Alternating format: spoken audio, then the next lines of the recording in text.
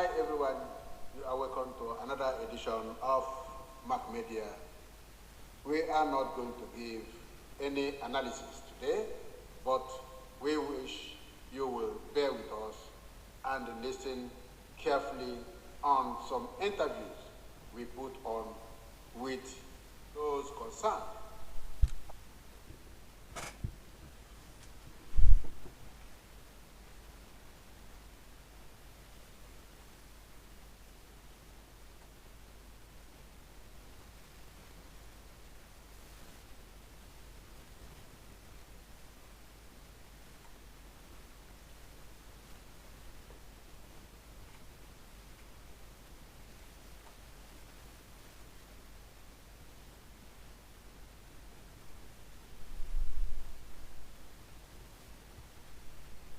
Self-determination, the self-governance in the Backfired homeland, and the enormous number of Biafra people who have gone abroad to seek opportunity.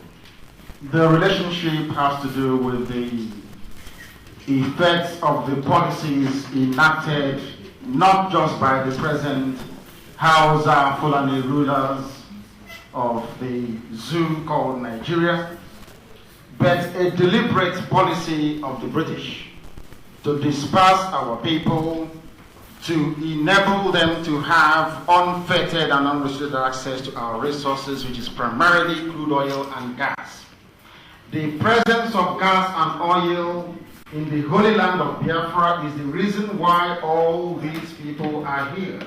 That is the reason why we are in an endangered species right now unless we do something about it. The direct correlation, therefore, is the presence of oil and gas in our land. That is why they are dispersing us, because if we are outside, as they have successfully done, then they can have access to our oil fields and our gas fields as well.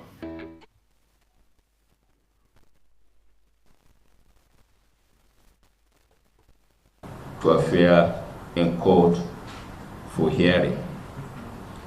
He has, often jumping bail, been accused of engaging in subversive activities that include inciting violence through television, radio, and online broadcast against the Nigerian state and institutions. Kanu was also accused of instigating violence, especially in the southeastern Nigeria, that resulted in the loss of lives and property of civilians, military, paramilitary, police force, and destruction of civil institutions and symbols of civil authorities. Self-acclaimed leader of the proscribed secessionist indigenous people of Biafra, Nnamdi Kanu, has, for your information, been intercepted through the collaborative efforts of the Nigerian intelligence and security services.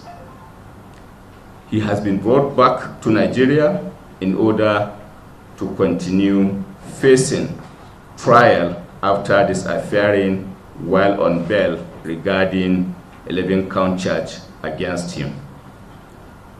Recent steps taken by the federal government saw to the interception of the fugitive Kanu on Sunday, the 27th day of June 2021.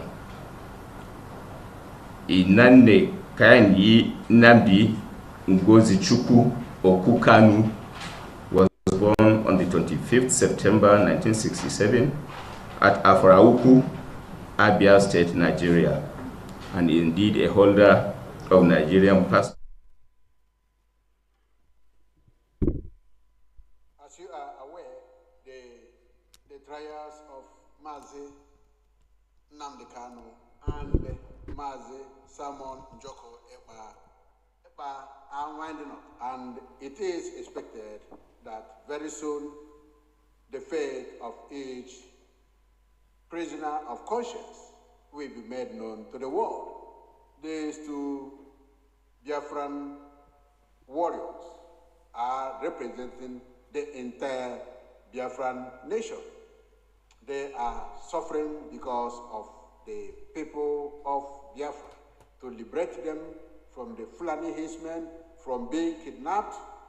You can see Buhari's activities as the president of Nigeria, kidnapping the citizens, the Fulani hitmen.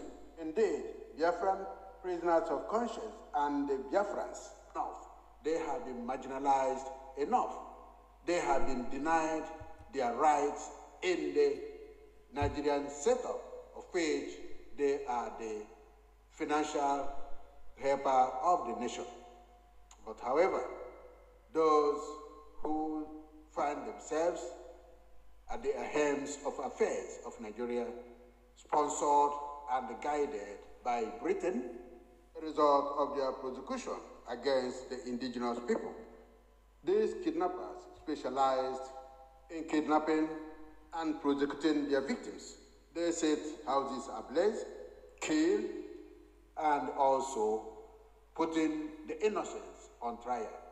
They summon up their expertise in legal team, coach witnesses without pre-knowledge that the defense team will also cross-examine them. Fortunately, their evidences have been found to be waterless. Trial judge, observers, and the defense team, whose expertise is above theirs, will not continue to wait for them to be wasting their time in court. But thank goodness the judge requested that the defense team sum up their argument and present sum up of the trial and make a request for the dismissal or closing of the trial. It will be based on the transcript and the evidences submitted before the court.